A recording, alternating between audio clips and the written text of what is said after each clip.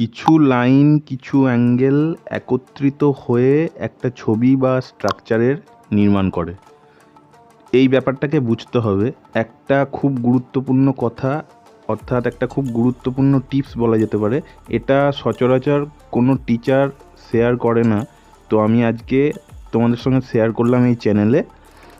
সেটা হলো যে ড্রয়িং অ্যাকচুয়াল আমরা যেটা ভাবি খাতা, পেন্সিল এবং আমাদের হাতের কাজ, এটা আমরা এতদিন ভেবে এসেছি, কিন্তু না, অ্যাকচুয়াল ড্রয়িংটা শুরু হয় আমাদের মস্তিষ্ক থেকে।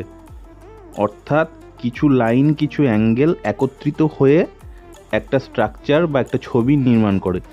তো আমাদেরকে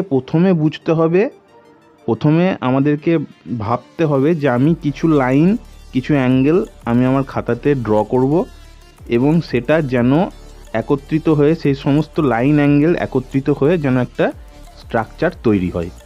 এবং এই বিষয়ে যখন আমাদের মস্তিষ্ক সম্পূর্ণভাবে তৈরি হয়ে যাবে, আমরা যখন এটা বুঝতে পারবো, তখন আমরা ফাইনালি স্কেচটাকে শুরু করতে পারবো।